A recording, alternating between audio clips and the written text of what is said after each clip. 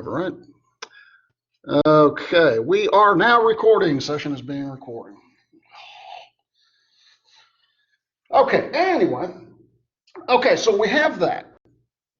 Now, the scientific revolution is, as we're going to see, revolutionary in many, many ways, but first and foremost because it is going to fundamentally alter forever the existing worldview. And this is another concept that we need to understand, worldview. Now, we get the term worldview from this nice big long German word. The way you pronounce that is Weltanschauung, okay, Weltanschauung. And the Weltanschauung, or the worldview, as it says here, is a cultural process which shapes our way of seeing the world, okay? Seeing and understanding our place in it, how the world functions and operates, and all of that. Now, I'll give you an example. Let's say we go back to the pre-scientific days. Well, science has always been around in one form or another, but let's say we go back to a much more primitive time, okay?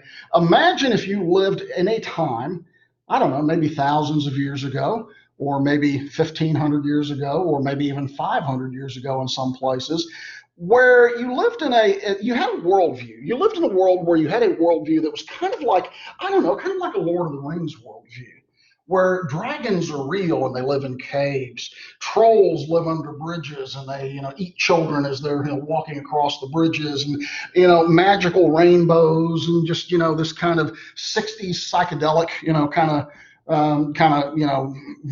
visionary, way things are. The thing that I remember, and I remember when I was a little kid, very little kid, I hated thunderstorms.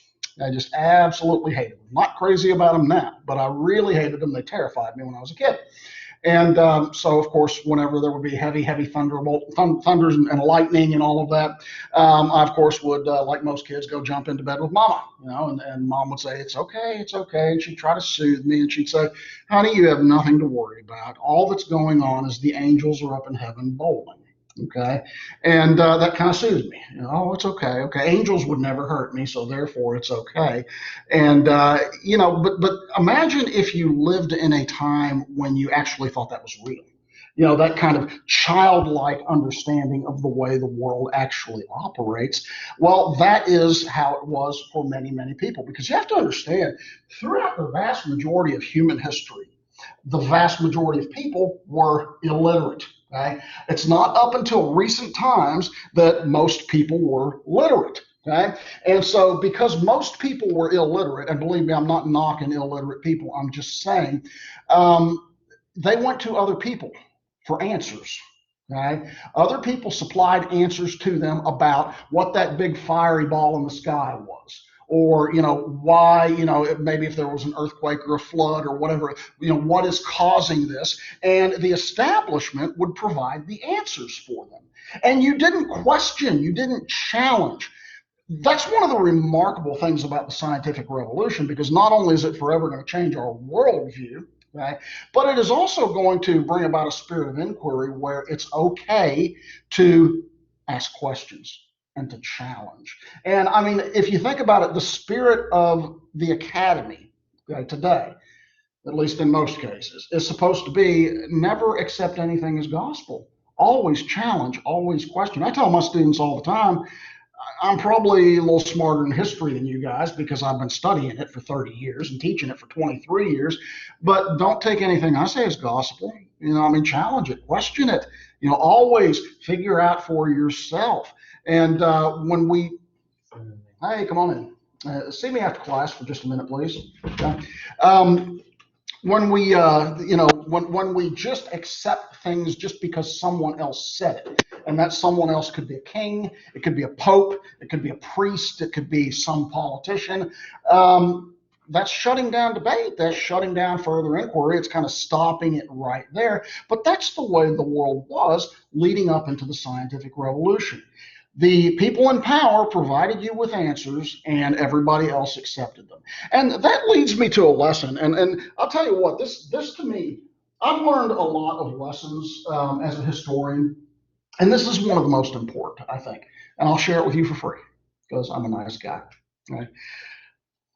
I've, you know, the question that people often ask is, what is the real source of power in today's world? And what do you all think it is? What's the ultimate source of power? Anybody? Anybody? Government. Government. Okay. What about just individuals? What gives individuals power? Money. Money. Money can give you a whole lot of power. Money can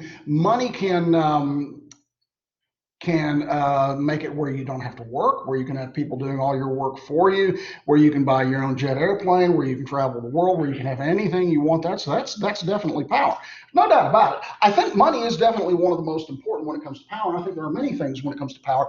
But the lesson that I learned, I think, through my years of studying history, is that I have come to the conclusion, and again, this is just my opinion, okay, so don't take it as gospel. I've come to the conclusion in my own life, at least, the real form of power in everything is controlling the message. Right? If you control the message, you control what people think. If you control what people think, you control what people do. Right? And when that happens, that's when all the money starts coming in. That's when all the political power, that's when all the other forms of power start coming in. When you control the message. And up until now, at this time, right, whether it's about our worldview or about anything else, there was one institution on this planet that controlled the message and therefore had the most power. And that, of course, was the Catholic Church. Right? Now, please let me clarify as I start going into this. Right? I am not going to, I'm not setting this up and I'm not bashing religion. In fact, I'm a lifelong Catholic myself. Okay? I'm a very devout Catholic. However, having said that, right, I will levy criticism where criticism, there's no golden calves in my world. And I'm giving you a historical analysis of this. And I don't believe it's blasphemy to say that the Catholic Church at this time, it was the largest, most influential institution on the planet, far more powerful than countries and kings and all of Europe combined. And it's still, to this very day, one of the most powerful institutions on the planet. It's not nearly as powerful as it used to be. But at this time, the message was controlled singularly by the Catholic Church. Because at this time, if we're getting into the the Protestant Reformation has just started. Really, when you said Christianity, it was Catholicism. That was it. And then later, of course, the split will come, and Protestantism and all the other denominations will come. That's a little further down the road and beyond the scope of what we're getting at. But just understand that the Catholic Church controlled the message. Now, one other thing we need to clarify before I get going a little further in here is the nature of science itself. Did you have a question? Did I see a hand go up? Yeah. Go ahead and ask. When you said like control. Speak up just a little bit, please. The mask is muffling you. Yeah. When you said the ultimate source of power is control of message. Like. That's my opinion now. Yeah. Okay. Yeah. Can you give me an example of how that would affect one of us? Just like. Okay. Like how could we gain more power by? Have you ever posted something on Facebook and then worried that you might lose your job? Social media, anything like that? That is a form of power by way of stifling somebody's ideas. Now, there are good ideas and there are bad ideas. I'm not saying that people should or shouldn't be kicked off social media, but you think of, for example, there's no doubt about it. No doubt about it. I mean, again, not to get political, but there's no doubt about it. Your high-tech companies like Twitter and Facebook, they censor conservatives. They shut down conservative sites. They do almost nothing to the other side. And that's one of the reasons why there's been, have y'all heard of Parler? It's a brand new social media type like Twitter. It's like the conservative version. A guy got fed up with it and said, I'm tired of getting shut down. And he founded Parler. And it's already starting to catch up with Twitter. I mean, it's just taken off. That is an attempt by big tech to control the message. And big tech has always, in one form or another, tried to control the message. Right? There's thousands and thousands of examples of that. Again, sticking with social media because that's kind of what we know best. Well, these little things right here. It's kind of died off, thank God. But do you remember the early days in this when people were just guilt shaming about, I went into a store and somebody wasn't wearing a mask, and this person should just go to hell. I hope their kids die or whatever. That is an attempt to try to forcefully put your message on someone else's message. Now, I wear the mask because that's my choice. I've got my opinions on whether we should or shouldn't be wearing them. That, again, I can see merits on both sides of it. But when you have one side that is saying this is the truth and everything else is false, and no debate is allowed whatsoever, you seeing that on the streets of Portland, Milwaukee, Kenosha, Wisconsin. These are people who are trying to enforce a message, right or wrong about the message. They're trying to enforce a message. They're trying to silence any opposition. And I'm not going to say we had the raving mobs or anything, although we did in some cases here. But at this point, it was just the church. You didn't go against the church. You didn't go against any of the teachings of the church on no matter what it was, because that was considered heresy. Right. And, we think of, for example, I think of like just, standard, being a Catholic, standard Catholic doctrine, things like transubstantiation is Catholic, was something Catholics believe when you take communion, that it's transubstantiation is the process of transforming the bread and the wine in the body and blood of Christ. And non-Catholics don't believe that. Lutherans don't believe that, and they believe it's symbolic. But if I were to come out as a Catholic and say, I don't really buy that, today, they'd say, well, okay. Back then, I'd be carted off to jail because you didn't go against the dictates of the church. But it wasn't just spiritual doctrine, okay? Because like I said, the church controlled the entire message, and that included the cosmos and the worldview. So if the church said that little thing up there that we today call the moon is made of green cheese, there was actually an old wives' tale in the Middle Ages. Some people believe the moon was made of green cheese, if you can believe that. Okay? But if that was the church's stance, which it was not, by the way, they said the moon is made of green cheese, and you came out and you said, I don't think the moon is made of green cheese. I think it's made of Gouda cheese. That's heresy, folks.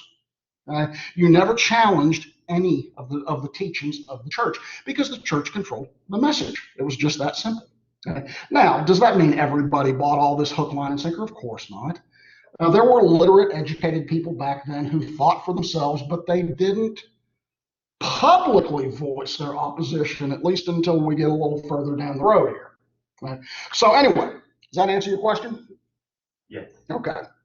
Anyway, we need a definition of science too.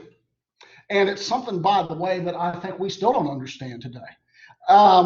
Because, you'll hear people all the time say, science is settled. I'm going to let you in on another free piece of advice here. The science has never settled on anything, folks, ever. Never has been, never will. Science is constantly unfolding. Okay? Who knows what the future holds, but what is today's definite truth is tomorrow's falsehood. In the same way that, again, we look back at some of the things they believed back then, and we know that beyond the shadow of a doubt, it was wrong. We'll get to a guy named Copernicus who kind of unleashed all of this. Copernicus believed the sun was the center of the universe. Sun's not the center of the universe. It's not even the center of our own galaxy. We know that's false today. Back then, he believed that was his truth. That was science. So the science is always, it's breathing and evolving, and always has been and always will be. So if you ever see anybody, particularly a politician, say, that's it, end of discussion, the science is settled, that's a snake oil salesman, folks. Okay, be very, very leery of someone like that. So anyway, the definition, at least the classic definition of science, is any subject of acquired knowledge systematically studied and taught. Now, I know in today's world, when we think of science, we think chemistry, biology, physics, what we would call the hard sciences, okay? History is a science. Art is a science. Auto mechanics, computers, healthcare. Any subject of acquired knowledge that is systematically studied and taught to others is a science. So this scientific revolution that we're talking about here, it was not Europeans discovering science. Science has been around from the beginning. And I've got some examples for you here. The ancient civilizations had science. We've got a lot of multi-volume books studying it. Science of ancient Egypt, the Egyptians. Do you not think they used science to build their pyramids? Okay, I know some people believe aliens. Okay, but the geometry and the science and the math and slave labor and a whole lot of other things. But they had their science, right? Sumer, the very first civilization in Mesopotamia, what we call, at least most of it, Iraq. They studied the nighttime sky and they looked at the stars and they charted out constellations and comets and things like that. We, of course, would call that today astronomy. Well, astrology. I mean, they would try to make predictions based on what was going on up there, and we would call that kind of a junk science today, even though some of your new age types really believe it. But that was, scientific for that time. And then, the Chinese, the ancient Chinese. How did they build that Great Wall? Well, they had to use science. So science has always been around, folks. Right? This is not Europeans discovering science, but what it is understanding the different applications of science for the first time. Right? And again, probably understanding that science is kind of living and breathing and constantly changing and constantly shifting because we're always uncovering new ideas. Right? Here's another handy little piece of advice I'll give you for life that history has taught me. Many have died trying to get this valuable information, but folks, I'll give it to you for free, okay? Because I'm just that kind of a guy. You'll hear people sometimes, usually in a heated argument, they start shouting back and forth at each other why, this is my guy or this is my guy or I'm right, you're wrong. And then, you'll see people say, they'll say something and they'll say, well, that's a fact. That's a fact. Like that's supposed to shut down the debate, right? It's a rhetorical device, nothing more. Because I'm going to tell you something about facts. Facts are nothing more than today's best guess, period. And facts are constantly changing. Facts are nothing more than today's best guess.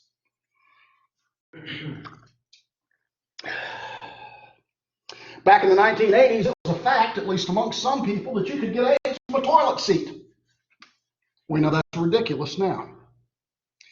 They had facts back in the 1300s and 1400s and 1500s that we know are ridiculous now and are not facts. And people, 50 years, 100 years down the road will look back at some of our facts and say, these people were lunatics. What were they thinking? Nothing more than today's best educated guess. That's all. That changes things, doesn't it? So, having gotten that stuff out of the way, no, there we go. Come on. Okay.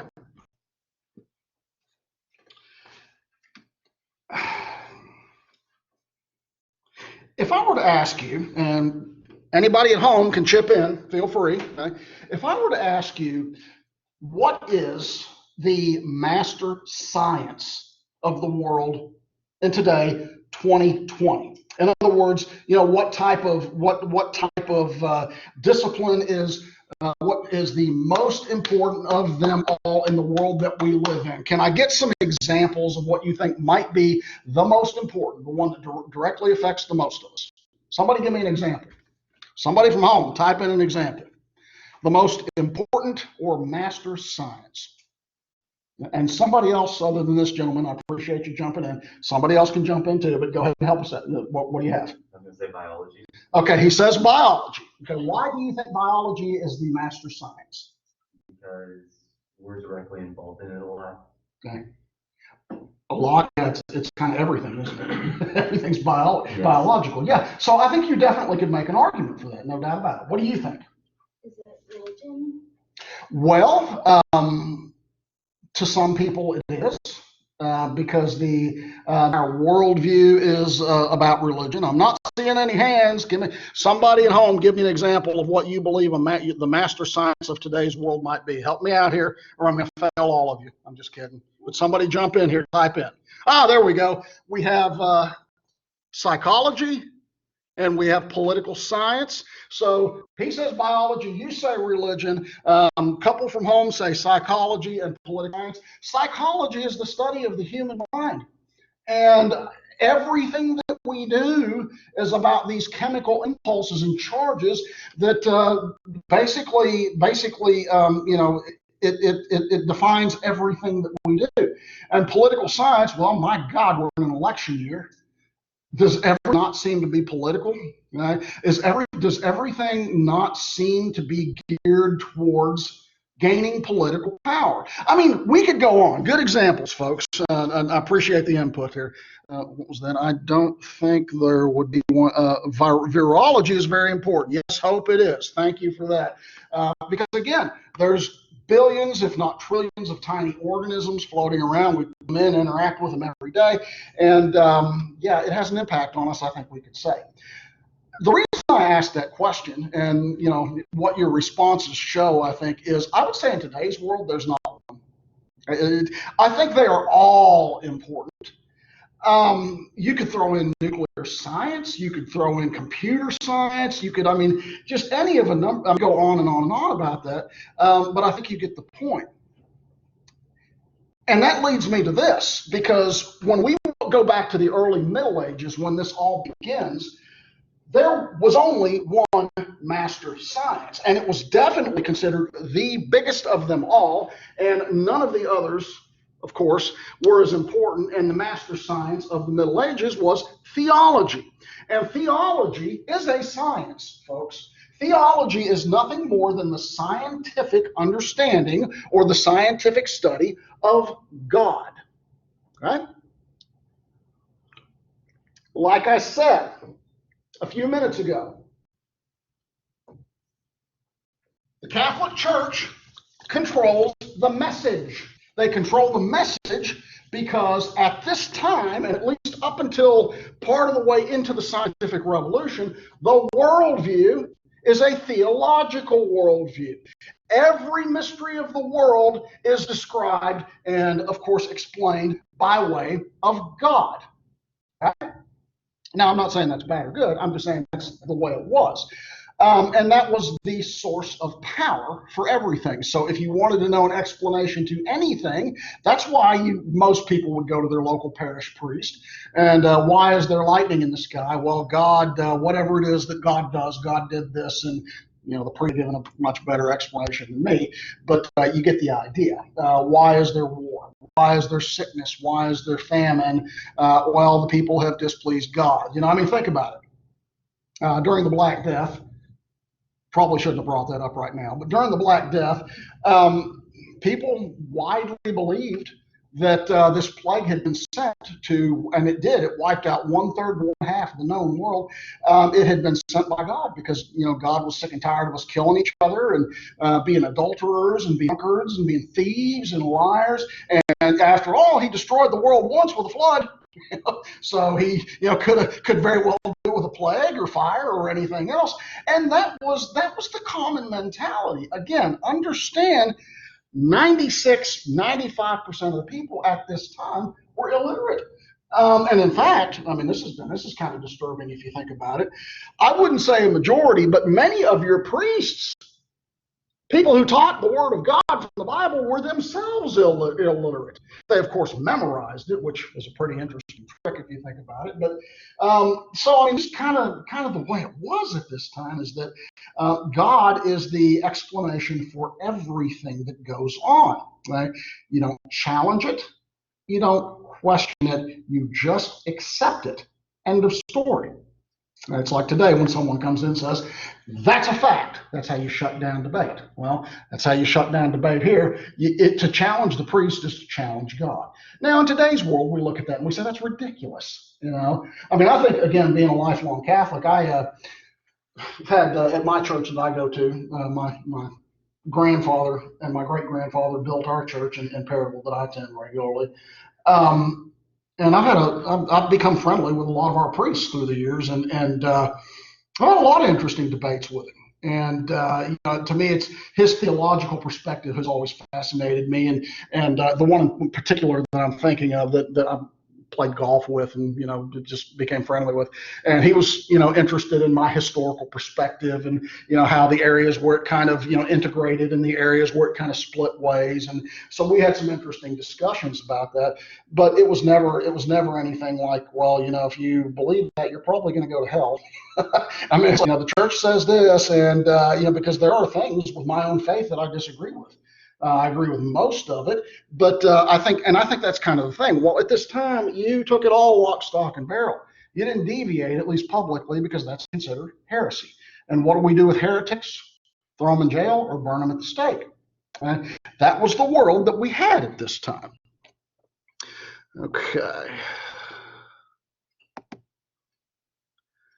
But in order to understand that, we need to go even further back. We need to get in, Doc Emmett Brown's time machine from Back to the Future. And we need to go back to the 4th century BC. And I need to tell you very briefly about a guy named Aristotle. Perhaps you've heard of him. Aristotle, one of the 3 great minds of the Western world, one of the 3 greatest minds, I should say.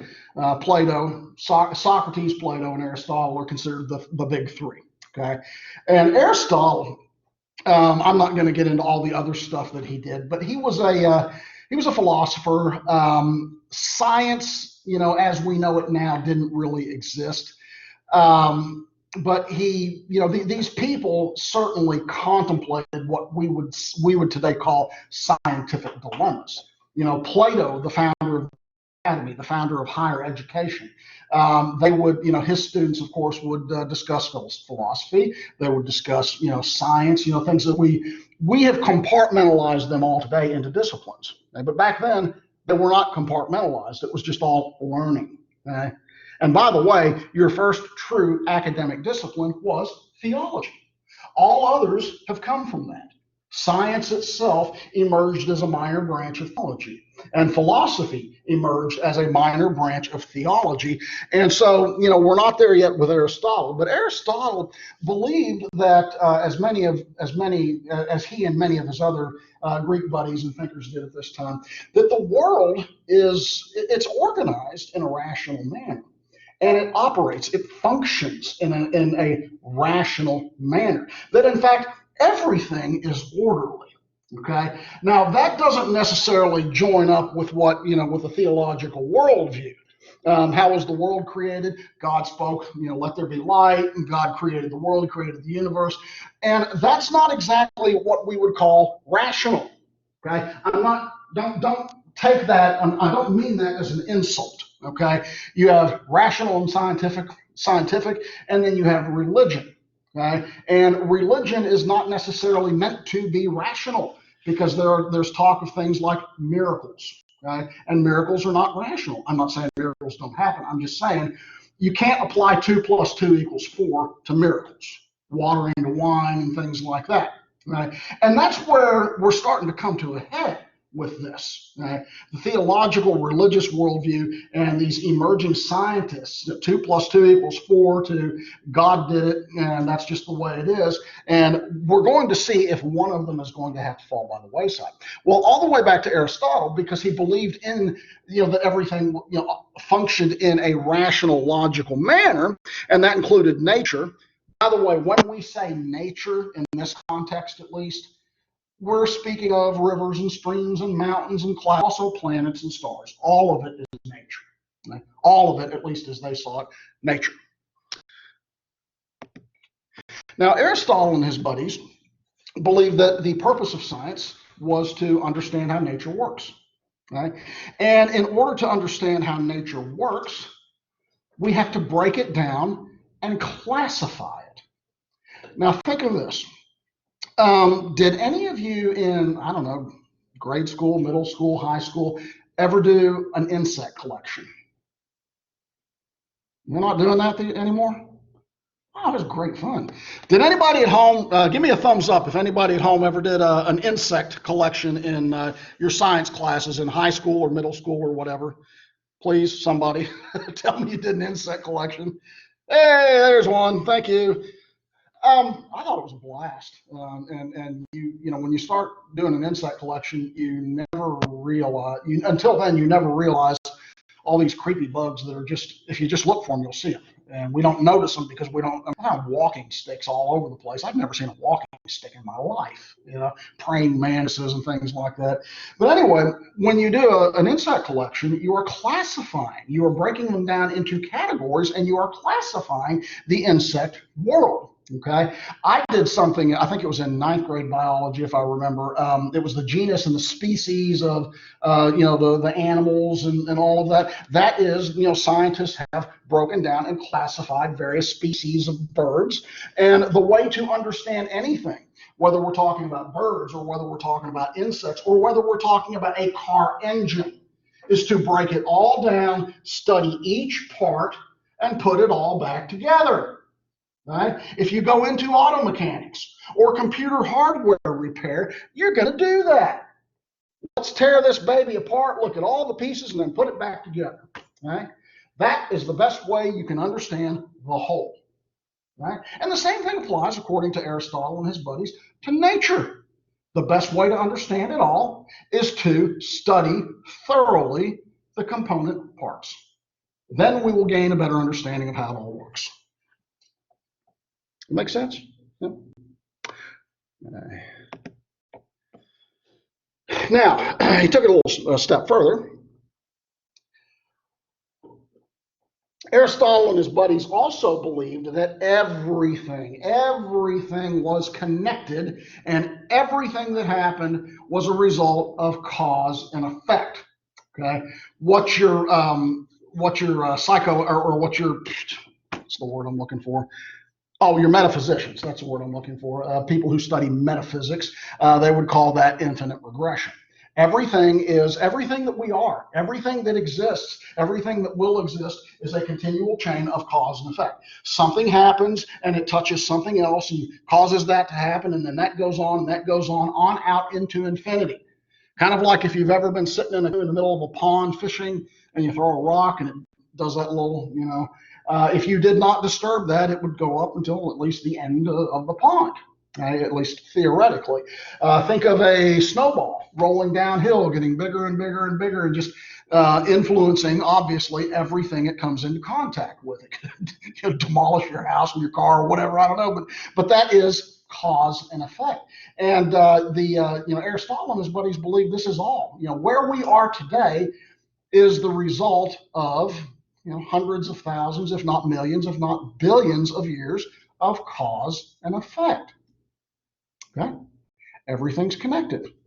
Everything's linked.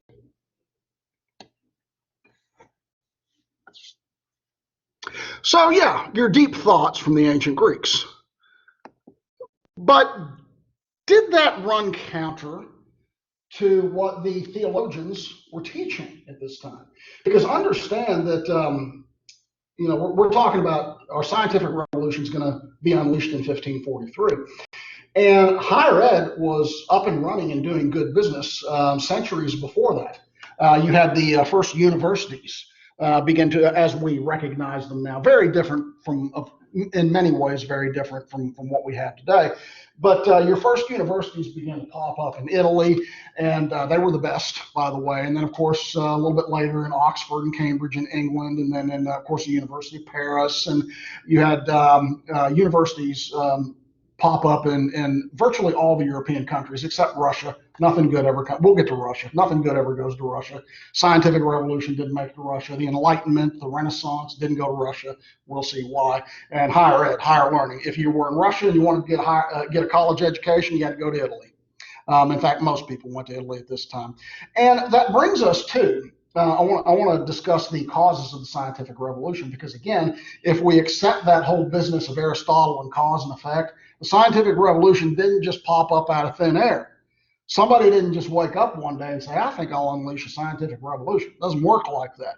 The groundwork had been put in place for a very long time, and higher education is a big, big part of that. It's not the only part, but it's one of the most important parts.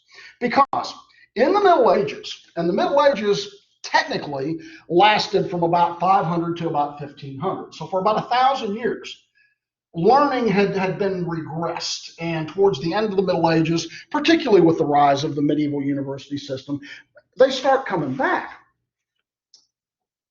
But what institution controlled higher ed at this time? Any ideas? The Catholic Church, absolutely. So that's what I'm saying is, the whole thing about controlling the message. The Catholic Church controls the message. And if you went and, particularly in the early days, I mean, we could even go back further. Before they were known as universities, and that simply means the whole, universitas, Latin, talking about the whole, the student body. Okay?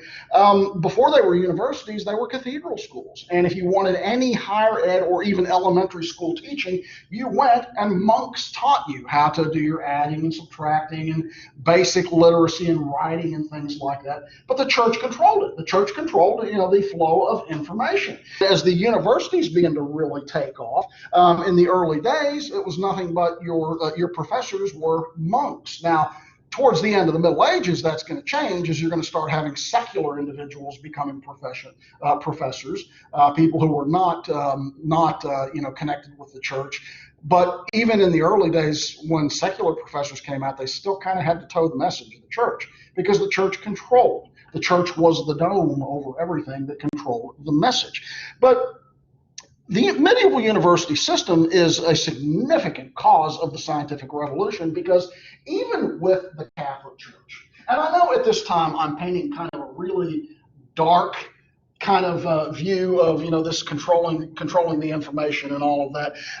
One thing I will say to the benefit of the Catholic Church is, they were very, very, very stubborn in the beginning, as we will see. But as time went by, they really loosened the strings and it finally hit them. We'll see about the time we get to Isaac Newton that, this can go hand in hand. Actually, it kind of benefits us to embrace this new scholastic academic learning that is not necessarily theological based. We're a little ways down the road from that yet, okay? But that will be coming. But for now, like I said, all of the information about everything scientific, it's all kind of percolating here in these early medieval universities. And be glad, by the way, that you're in college now and not then, because, they tell us at least that the standard program for a college degree is 4 years. Not for people like us who have to work. It took me longer than 4 years to graduate college because I paid for it myself. It took me about 6 years, but the degree plan is a 4-year degree plan. Can you imagine having a 30-year degree plan?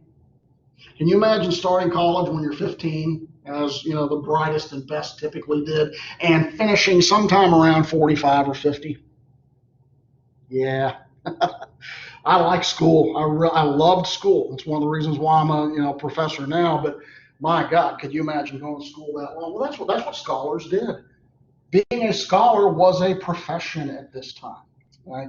But this is where the new ideas, particularly about theology and science, are being discussed. And they're being kicked around in these little, centers of learning. Now, like I said, about 80% of these areas of higher ed are in Italy, okay? And it wasn't just Italian students who were going to the universities of Padua or Bologna or whatever. It was students coming from all over Europe.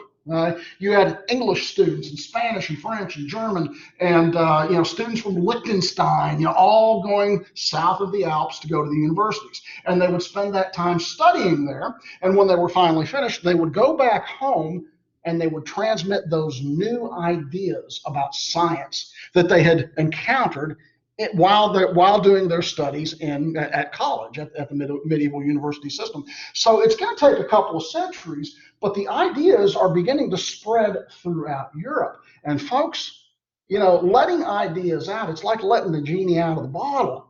It's kind of hard to put the genie back in the bottle once the genie's been let out. And I think that's one of the things that the Catholic Church is going to figure out very, very quickly. But as to the medieval university system, it is important, as a cause for that, the transmission of information. Right?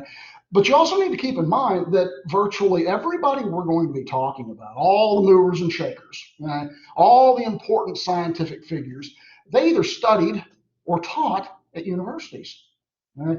And if these universities had not been available to them, I guess they could have transmitted knowledge in other ways. But this is, at least for the Middle Ages, a bullhorn where the voice can get out and where they can write books and articles that can be read by others. Right? And it's really going to help, by the way, when the printing press is finally available and they can start mass producing ideas. But it all starts with the medieval university system. But take a look at this picture to your left. I just love this picture. Because, okay, yeah, obviously things were different back then. You know, students went to school 20, 25 years. You didn't really, well, you really only had, a few choices talking about a major. You could go into theology, you could go into law, or you could go into medicine. That was pretty much it. You basically studied long enough until the masters determined that you were eligible and worthy to join the ranks of the scholars. And it took some people a lot longer than it did others. Um, so yeah, there were differences, but there's also college kids are college kids, and it doesn't matter whether it's today or whether it's back in the early Middle Ages. If you were to go attend the University of Paris, your alarm clock every day would have been the Cathedral of Notre Dame when it started, which, by the way, they are rebuilding. Broke my heart that burned back in back in the spring, or last year. But you'd get up and they had cheap college apartments in Paris. They call it the Latin Quarter today. If you ever get to go to Paris, it's a great fun place to be. And then you would go to wherever your classes were meeting, and they never met in the same place twice. Right? They didn't have buildings. This is the science building. This is the humanity. They didn't have any of that. So it was quite different. Students typically paid tuition directly to their professors. Kind of wish that was still the way here. Conversely, students could fine a professor for lecturing too long. I'd be sunk. But some things haven't changed. I mean, we have lots of documented evidence of, there was always, the town people always kind of clashed with the university people because these crazy kids are just getting out of hand. They're drinking too much wine. They're getting drunk and having brawls. They're pulling pranks. I think of the one that I remember reading, and I was digging through some stuff when I was in grad school. Somebody, I think it was at the University of Paris, which was really, really famous and still is for its medical school. Somebody thought they would pull a little prank. It kind of sounds like a fraternity prank today, where they were having some kind of scholars banquet or something like that, and they were going to bring out all these, fancy dishes, and somebody broke into the cadaver lab, and when they started serving cadavers, and people were like, oh my God, and just for kicks and giggles, they just thought that was just the fun thing to do. And now I'll admit, I was a fraternity boy when I was in college. I did some crazy stuff. I never did anything that crazy. So, it's just the more things change, the more they stay the same. You take a look at the picture, and what do you have up here to the left? Well, you got a couple of girls talking to each other. Gee, that never happens. Right? You've got, the guy over here on the end checking out the hottie, on the end. You got the guy over here who's obviously sleeping off too much wine or ale from the night before. Kind of looks like my college class. You guys aren't wearing gowns, right? But, I've had lots of classes throughout the years where that's, I'd go up and somebody just sitting there snoring in the front row, and I'd say, wake up. It's been going on from the beginning. I will say, I really kind of would like one. I think I need one of those great big desks to put the professors in. Just kind of makes them mighty and up high. And that would be pretty doggone cool. But anyway. Students are students. Students have always been students. And part of being a student is being a little crazy and having a little bit of fun. And you had it back then, you have it today. Right? Just make sure that the craziness is not so much that it keeps you from graduating. So yeah, cause number one, definitely the scientific revolution. And like I said just a minute ago, when you went to college at this time, you had only three majors to choose from, either law, medicine, or theology. You were going to be an attorney, you were going to be a doctor, or you were going to be a priest. Those were considered the three most significant occupations of them all. Those were your three educated occupations.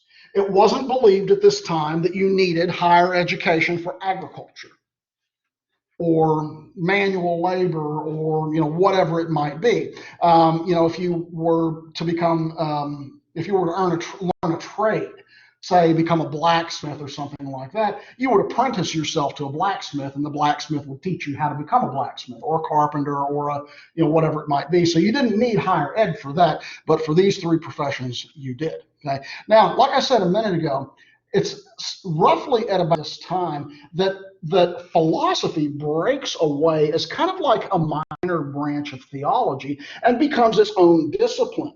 So theology was your first discipline, right? And then philosophy becomes, in a little bit of time, your second discipline. Right? Now, show of hands, at least here in the classroom. Has anyone taken philosophy yet? Okay, we've got two. I don't care what your major is, folks. Do not graduate from college without taking philosophy. Do not. Okay? It is one of the most important classes you will take because it teaches you how to train your mind, how to think, and how to understand. And you might think it's a lot of hogwash if you don't fully appreciate or comprehend a lot of it. I think back to when I was, a college freshman, and I took philosophy, and I remember the professor going on, and I was thinking, what in God's name have I gotten myself into here? I didn't appreciate it, didn't understand it. I have a great appreciation, understanding for it now. And what is it that you do in philosophy? I mean, you ask questions, and you try to find answers to those questions. Okay. Now, you two ladies said you've had philosophy, right? Are you taking it now, or have you taken it? Taking it. Okay. I have taken it. So you're finished? Okay, let me ask you specifically. Were there ever any answers to the questions that they gave you? No. Kind of drives you nutty, doesn't it? Mhm. Yeah. That's the point. That is the point. It kind of goes back to what I was saying earlier, is that, facts are nothing more than today's best guess, because what we call the truth, and we'll get a little deeper into that a little further down the road here. The truth is, constantly changing. Who knows what the ultimate exact truth is. And philosophy is very, very powerful for that. But you know what? That's the same thing you do in science. Right? They are madly trying to figure out a booster for this coronavirus. Sounds like they're doing a pretty doggone good job of it too. I mean, if what they said last night was true, that we hope we're going to have a vaccine by the end of the year, they would have done it in about 6 months. And typically it takes about 20 years to pull off something like that, at least in this country. Okay. But that is, through constant trial and error, through constant asking questions and trying to find answers to those questions. Again, you do that in science. You do that in, everything is science. Everything is philosophy. Like I said, again, if you're working on your car and you can't figure out why it's making that noise, you say, how about if I check this belt over here to see if it's bad? You're posing a question and you're trying to find a solution to that. If your computer's acting up or whatever it might be, you're constantly looking for answers to the questions that you seek, or seeking out answers to the questions that you have. And that is why philosophy is so powerful. And eventually science, as we call it today, will break away from philosophy as a minor branch. Like I said, you didn't have all the categorized disciplines that we have today, but they are coming. Right? And part of me, by the way, I understand, at least from a logistical standpoint, why we have disciplines, but part of me also thinks that misses the point, because to me, it's all learning for the sake of learning. And to me, it's all interconnected, but at the same time, be a little difficult to categorize and to teach to students. Okay. Your second cause of the scientific revolution is a little event called the Italian Renaissance. One of my favorite historical events. Renaissance is a French word that means rebirth. Rebirth of what exactly? Well, like I said, we're in the Middle Ages at this point. And the Middle Ages, sometimes called the Dark Ages, or even more, in a more creepy way, the medieval period. Kind of the idea that it was dark, doom, gloom, nothing good happened. That's not really true. But there is no doubt whatsoever that in the Middle Ages that learning definitely regressed. and was basically kept alive in monasteries by monks and scattered throughout before the rise of the universities and all of that.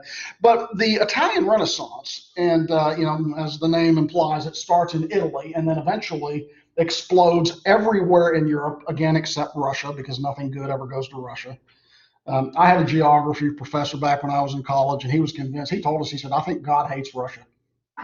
Miserable people, never stable, cold, just constantly turbulence." And but anyway, now we'll get to Russia. Actually, Russian history to me is quite interesting. But the Italian Renaissance was about ideas and rebirth.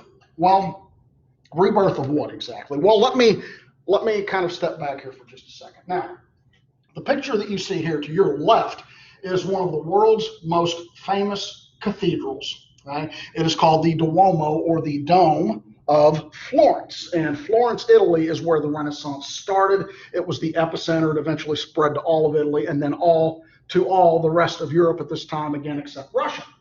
And the Renaissance was an explosion of all things creative. Okay? Art, architecture, right? That painting, what's the name of that painting? The Mona Lisa. Yeah, that is in the Louvre in Paris. I've seen it many times myself. And be prepared, if you ever get a chance to go, to be underwhelmed, unfortunately, because it's all the way at the top. It takes you 30 minutes to get there, fighting through waves of people. You go into this gigantic room, and it's like, that big. And you're like, that's it. And it's roped off, and you can't get, it's like the closest you can get to it. I've never gotten a good picture of it. Right? There's a lot of great art to see on the way up there, of course, but you get, everybody wants to go see Mona Lisa, and so it's just like a meat market in that room. But it is one of the true great Renaissance paintings, along with Botticelli's Birth of Venus, and I mean, we could go on and on. The Statue of David. It's anything creative, whether it's cathedrals, whether it is palaces, like the Medici Palace in Florence is a beautiful Renaissance palace. Literature. Anybody ever hear of a guy named Bill Shakespeare?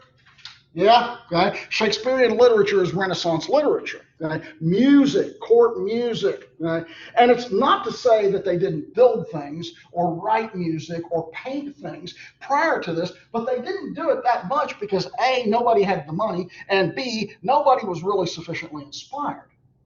But what was it that inspired this rebirth? Well, think about this for a second. The Italian Renaissance, like I said, it takes off in Florence about 1350. Makes its way to Rome about 1400 or so. And if you lived in Rome in, say, 1400, Rome used to be the center of the world. The city of Rome was the seat of the Roman Empire. The empire, the only empire to ever conquer the entire Mediterranean world. Rome was what started it all. Second largest empire the world has ever known, second to the British Empire. Right? Rome was the center of not only the Roman Empire, but civilization and culture and all the good stuff. But you know what? Rome collapsed in 476 AD. At least that's what historians tell us. And that's when we enter into the Dark Ages. And that's when people stopped building great stuff. And that's when they stopped writing regressed. Illiteracy, that's why the illiteracy rate in the Middle Ages was up in the 90% percentile. Most people couldn't read. That's why they had to turn somewhere else to look for the answers, and that's why the church filled the vacuum. Okay? Rome was built on a Greek foundation, something they didn't always like to admit. Right? So if we talk about a rebirth, we talk about a rebirth of the ancient Greeks and the ancient Romans, the Greco-Romans. Because like I said, if you were to wander around the streets of Rome in 1400, and in 1400, Rome was a city of about 30,000 people. At the height of the Roman Empire, Rome was the largest city that had ever existed. It was a city of well over 1 million people. In fact, it was the very first city to surpass a population of 1 million people. So the population has dropped significantly, Think of, medieval London, for example. Today, London is by far the largest city in Europe. It's comparable to Los Angeles. In the 1600s, it had about 30 or 40,000 people. There's nothing compared to what it had been and what it is now. But the interesting thing is, if you were that individual walking through the streets of Rome in 1400, you see all these past signs of greatness and glory. Folks, to this very day, you can walk around Rome. The Colosseum is still there. Right? You can go to the Palatine and the ruins of the palaces where the Caesars lived, still there. The Roman aqueducts are still there. I've been to Rome many times. Didn't get to go this last summer because we all know why. Didn't get to go anywhere because we all know why. But the last time I stayed in Rome, I had an apartment, and 100 steps from my apartment was an aqueduct that was 2,000 years old. The Romans knew how to build stuff to last. That's why it's all still there today. And so you would have had to have been scratching your head in 1400. You're like, wow, these people knew a lot of stuff that we have no idea. We know nothing about this. So they had to actually learn from the past. They had to rediscover knowledge about engineering, about math, about science, about philosophy, about architecture. Right? The guy who pretty much built or was pretty much the blueprint architect for everything you saw in ancient Rome was a guy named Vitruvius. And virtually every building followed his design. And by the way, I bet you may not have heard of Vitruvius, but I bet you have seen something that he did. Okay? Has anybody ever seen that pencil sketch of the naked guy standing like this with a circle around him? That's called Vitruvian Man. Okay? That was actually done by Da Vinci, but he was inspired by the perspective that Vitruvius used in architecture and building, and the proportion of the human body. And that's actually in the Uffizi Museum in Florence. There are a whole lot of other great stuff. Anyway, the idea is to try to emulate the past, to learn from the past, to improve the present. And isn't that what we do with science now? Isn't science largely today about trying to improve our quality of life?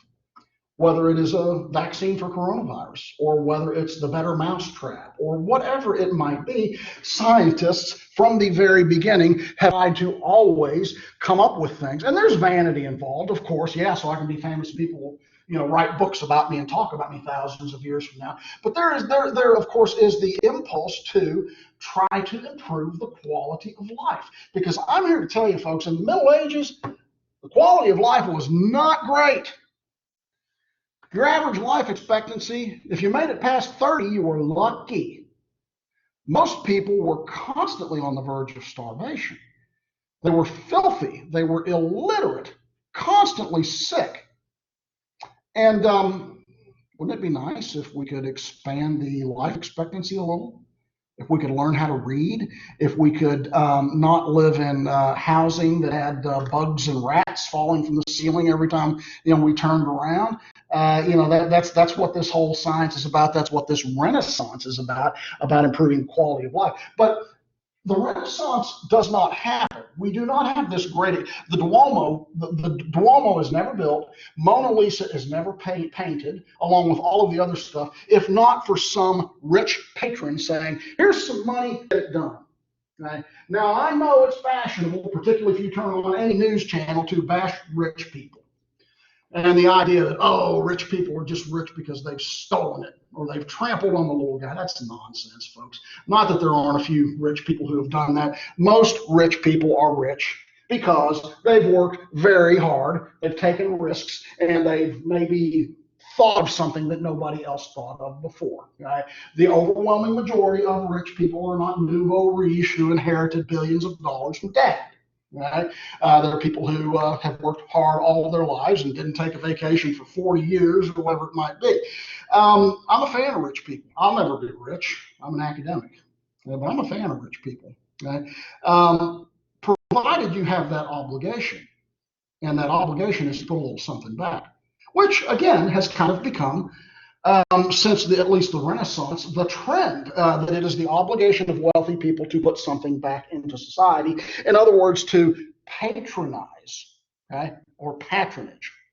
This very building that you are sitting in, this very classroom that you are in, the reason we have this, and I don't know if you've noticed it or not, but there's a sign on the other side as you're coming in that way.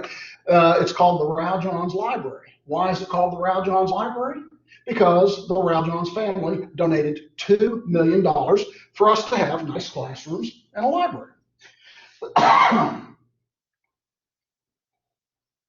In the same way that, oh geez, what was it, about 10 years ago, I think Bill Gates donated his entire fortune to fight AIDS and turned around and made it back in like a year. That's okay. I mean, lots of wealthy patrons. Love him or hate him, Donald Trump is one of the greatest patrons, in the New York and kind of New England area. He's got foundations and scholarships and for everything. I think John Lennon of the Beatles, he once bought heavy winter coats for all of the NYPD. That cost him millions of dollars because he was giving something back because he thought, okay, I'm a Beatle and I'm worth hundreds of millions of dollars, and I need to give back something to make society a little better. And that becomes the impulse with the Renaissance, and specifically, all of these artists, they're all paid by rich people. But the same thing is going to apply to scientists. Scientists need laboratories, they need equipment, they need a stipend so they don't have to go out and wait tables in the day and do their science at night. Right? They need to be full-time, exclusively dedicated to the study of their craft, right, of science. And rich people are going to do this. Right? The money is going to start pouring into scientists. Today we call it research and development. And a huge chunk of our gross national product goes into research and development because we realize the more money you put into science, the more things that can be created that can improve our quality of life. That's where they started making this connection. That's why the Italian Renaissance is so significant and such an important part of this whole picture here as a cause.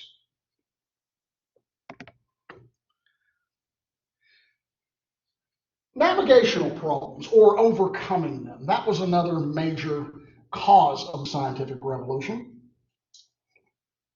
Oh, how are we doing on time? Oh, we're just about out of time. Very quickly, this is the last one, and then we'll call it a day here. At this time, they didn't have GPSs, or GPS, I should say. They didn't have, Siri to tell you how to get to the New World and back. In fact, they didn't even know the New World. Well, they only recently found out that the New World existed. And your sailors, they typically would hug the coastline. They wouldn't go too far from the coast, or they would, like the ancient Vikings. The technology had not progressed that much. They would follow the North Star to try to figure out where they're going. But what if it's a cloudy night? That's not exactly the safest way of doing things. And what if you were able to go out off into the wild blue, out of sight of land, and figure out how to get back on your own? Well, these are problems that are going to have to be studied and overcome. And tiny little Portugal. Did you know, by the way, Portugal at about this time, they're one of the global superpowers. They're a tiny little country, but one of the reasons why they become a global superpower is because of their navy. And their navy, for a brief period of time, becomes the most powerful and largest fleet ever because their king at the time, John II, got together all of the best minds in Europe, all of the mathematicians, and said, look, we've got some navigational issues, and I want you guys to sit down, figure them out, and write us a book. Write us a manual on, all of these navigational issues. And longitude had already been discovered, but out of this, they figure out latitude. And so that makes it, again, much, much easier. Ships go out to sea, but they don't always come back. But there's a much higher probability that, particularly if you have this gigantic fleet, that you can send it around Africa or to the New World, and you can be fairly confident that at some point they're going to make their way back. Right? And so people who can figure this stuff out, well, another thing that history has taught me is that empires are forged because somebody has possession of something nobody else has, whether it's a technology, whether it's a resource, or it might be, my God, the superpower of early antiquity, the mighty Persian Empire, only lasted 2 centuries, but they created a gigantic empire because they had iron and nobody else did, right? And so this naval technology, it not only improves the science of sailing and navigation, but at the same time it launches Portugal to an early naval superpower, and it advances knowledge and understanding and ideas, and that's what science is all about: knowledge, understanding, and ideas. Okay, so the next time we will pick up. We'll go a little further with that, advances in instrumentation. Does anybody have a question before I let you go? Anybody at home have a question? Is everybody good? Okay. I'll see the other group in class on Tuesday. I'll see you guys a week from today. And like I said, again, a reminder, jump on and at least get your discussion post up here pretty quickly to give people a chance to read it and all that. Okay, peace and love. I'm out. Have a good day. Okay, stop.